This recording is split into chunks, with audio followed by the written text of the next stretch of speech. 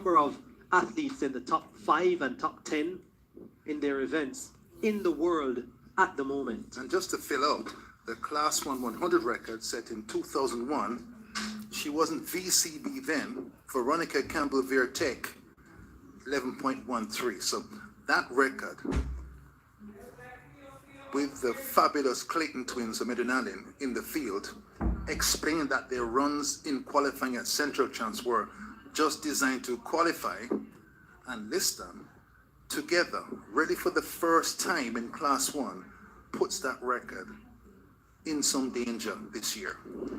So we do have a couple features coming your way. We want to recap some of the qualifiers for the Class 1 boys long jump, and we had some pretty exciting jumps, and we'll bring it on your screen quite shortly. Here we go with Javar Thomas of Calabar, 7.01 meters. This is Lenford Pinnock of St. Catherine, also qualifying 7.04, and Jaden Hibbert of Kingston College, 7.66. It brings back memories of Wayne Pinnock of 2019, 2018. Mad at himself for a subpar long jump performance at the Curve Trials, came back with a 16.56 in the triple. Yeah, this is flight 2, Michael Walters of St. Mary High, 7.07. Rowan Walters of Petersfield, 7.15. And Uroy Ryan of Jamaica College, 7.41, advancing through to the final. But undoubtedly, Jaden Hibbert of Kingston College, 7.66, the most impressive in that class. Looking to take the long jump, triple jump, double for Kingston College as they hunt big points to try to reclaim the trophy that they lost last year to Jamaica College. Might see you Ryan again next weekend at the Carifta Games. He is from St. Vincent and the Grenadines and enjoying the coaching and the competition in Jamaica at Jamaica College. Yeah, and as mentioned earlier, Hubert, as much as Champs is the pinnacle of competition for some of the casual track and field fans and some of our viewers and listeners, certainly not the be-all, end-all, and certainly not this season either, because the World Under-20 Championships comes up again. Of course, it's odd that you'd have it in back-to-back years, but that's what COVID has done. And it was in Nairobi, Kenya last year, and it goes to Cali, Colombia. And I think if you're ready to run fast and you went to Nairobi, you'd get to run fast. 1,600 meters of altitude in the mountains of Kenya, the cutoff 1,000 meters. And of course, Cali, Colombia, where Chris Taylor won his World Youth title, where Donald Quarry set his world record at 200, also elevated as well. And so if you're in shape to run fast, this might be the time for you to go at fast time. So I think the sprinters, can you imagine the World Junior team, Cole, Clayton, Hill, Clayton, plus Liston, 42.91 last year in Nairobi. Edunalin, 43.37 at Gibson McCook a month ago. Some people have exams, but if you get to July and Cali, Colombia, and you're ready, that could be the time to run 42.5. Yeah, certainly lots to look forward to for Jamaica's junior athletes this year. As we mentioned some of the outstanding ones. Hubert just mentioned Tina Clayton, 11.09 to win the title, 100-meter title last year.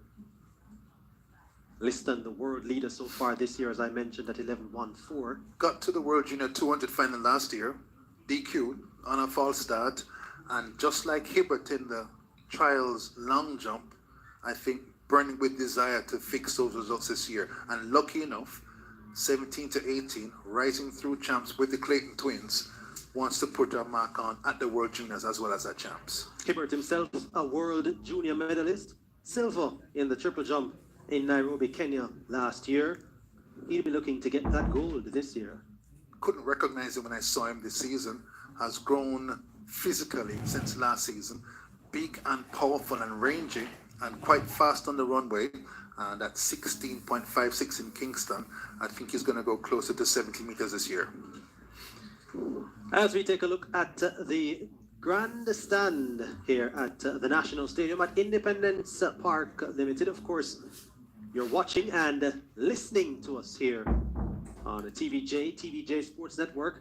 And if you're on the go, catch us on One Spot Media. Thank you so much for staying with Hubert Lawrence and Simon Preston taking you through to the break. There's going to be a lunch break. Yes, and speaking about onespotmedia.com, just a reminder when you're on the go as well. For day one for today, it's $10.99 US and available until 9:30 p.m. this evening. Day two, which is tomorrow, Wednesday, it's also $10.99. Day three, Thursday, also $10.99. Friday, the penultimate day of the championships, $15.99. And Saturday is the final day of the championships, $20.99 for the passes. If you want the regular season pass, then that's US $34.99 for the championship, as we get set to pull the curtain down on the morning session of action of the championships. Of course, as you take a look at the grandstand there, it's the only stand that will be open today. The bleachers will be open as of tomorrow, and of course, every other day until Saturday's final day.